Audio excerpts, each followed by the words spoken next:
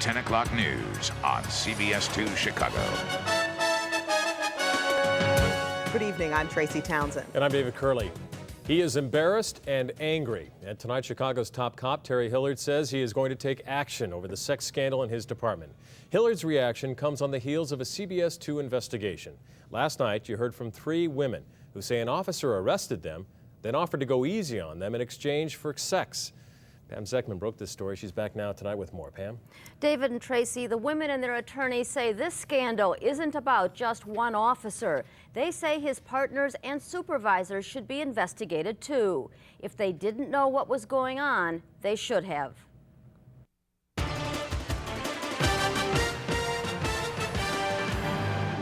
There's no place on this police department for behavior such as that. And that's why Police Superintendent Terry Hillard said today that as a result of our referring these women to Police Internal Affairs, he's stripped police powers away from Officer Eugene Jennings.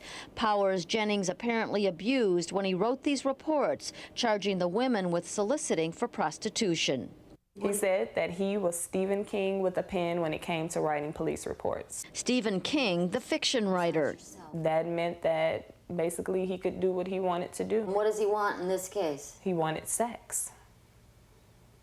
Basically, plain and simple. The women say Jennings let them know what he wanted when he called them one by one into an office at the 18th District Police Station and made some not-so-subtle advances. He just grabbed my leg like this and ran his hand up it.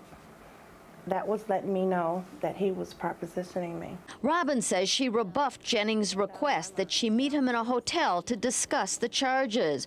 Nicole says Jennings wanted her to buy him lunch. Then he asked me, what did I have on underneath my clothes?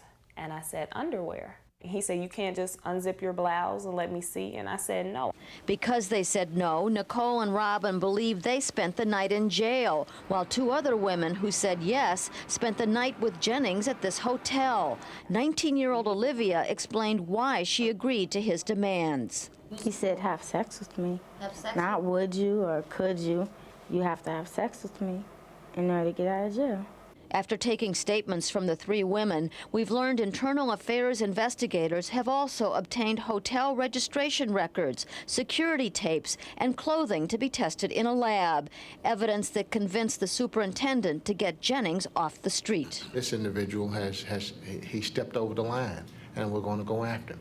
Simple as that. I'm very happy that Pam made us aware of this, so we moved on it expeditiously. But what about others in the 18th District, like Jennings' partners and supervisors?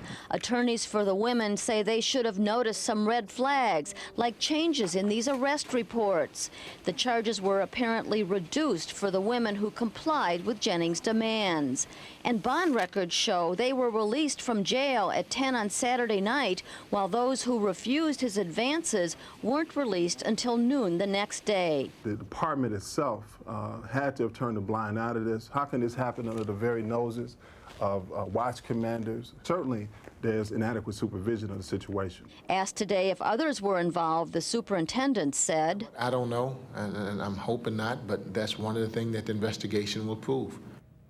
Jennings has refused to be interviewed on camera, but he told me in a telephone interview that the charges were not true. Meanwhile, attorneys for the women say they'll file a lawsuit tomorrow against Jennings and the department for violating the civil rights of the women they represent. David and Tracy. More to come tomorrow? More to come. All right, thanks, Pam.